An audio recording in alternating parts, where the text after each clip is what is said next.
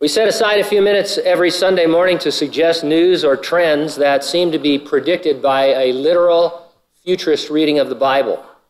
We're careful to use recognized, reliable sources for the news.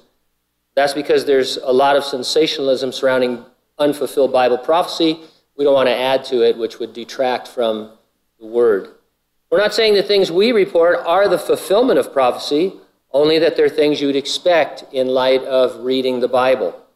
So here's what I mean. Let's say you're having your morning devotions, and because it promises you a special blessing just to read it, you're doing it in the revelation of Jesus Christ. You come across this infamous passage in chapter 13. He causes all, both small and great, rich and poor, free and slave, to receive a mark on their right hand or on their foreheads. And no one may buy or sell except one who has the mark, or the name of the beast, or the number of his name. You go off to work thinking about this and how it might come to pass one day. And then a friend texts you with a link to an article on Breitbart.com titled, "Amazon Wants You to Scan Your Palm to Pay for Groceries." Intrigued, you read the following. Business Insider reports that Amazon is now letting customers pay at its Seattle convenience stores by scanning their palms. Amazon has begun trialing its new contactless Amazon One payment method, which links a customer's palm print to a credit card so that they can pay by waving their hand in front of a scanner. The palm scan also opens electronic entry gates at the 2 Amazon Go stores that usually require a code. The technology could roll out to more than 20 of Amazon's Go stores as the trial continues. Amazon has also been encouraging other retailers to sign up for this technology. Customers can sign up for the payment method by going to one of the 2 stores trialing the system, entering their credit card details and their mobile number into a device, and scanning their palm on a biometric reader. Amazon also stated that both users' palms can be registered because you never know which palm will be free when you need it. It's not the same thing that John was talking about 2,000 years ago, but it's similar enough that you think, hey, this is kind of the direction that the Bible said we'd be moving into in the last days, and seems like we are. Now, we believe the resurrection and rapture of the church is imminent. It could happen at any moment. Nothing needs to happen before Jesus comes for his church. And we say that it will definitely happen before the Great Tribulation.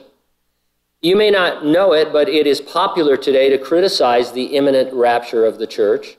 One seemingly potent criticism is that early church writings do not support the imminent rapture. So somebody will tell you, hey, no one even thought of the rapture until way later in history. The early church fathers never wrote about it. That's just not true. I'm not saying somebody's lying to you, but they've heard it said, and it's like something that's not true that gets passed around. You can say anything, but that doesn't make it true. Listen to this quote from a professor of historical theology. He says, a cursory examination of the early church fathers reveals that they were predominantly premillennial. Clear examples in the writings of Barnabas, Papias, Justin Martyr, Irenaeus, Tertullian, Hippolytus, Cyprian, and Lactantius make this understanding impossible to challenge successfully.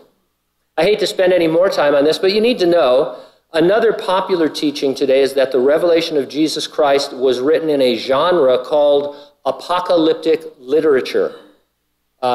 Basically, apocalyptic literature is something that isn't literal. It's not true. It is symbolic and allegorical. So they're saying that the revelation cannot be taken as true future history. There are a slew of problems with saying Revelation is in that genre, not the least of which is that honest scholars admit that some of Revelation doesn't meet any of the requirements for apocalyptic literature. For example, the first 3 chapters are clearly literal, as John sees Jesus while he's on the island of Patmos and dictates letters to 7 actual churches that were existent in Asia Minor at the time. And so what they're saying is that parts of the book are apocalyptic and parts are not, and so we don't need to pay any attention to it in terms of its literal performance. Jesus will come in the clouds. He'll raise the dead believers of the church age. He'll transform the bodies of living believers to glorified resurrection bodies. We join him in heaven while the earth endures one final 7-year campaign of what we would call severe evangelism, as the Lord is seeking to draw men to himself. The question then is, are you ready for the rapture? If not, get ready, stay ready, keep looking up. Ready or not, Jesus is coming.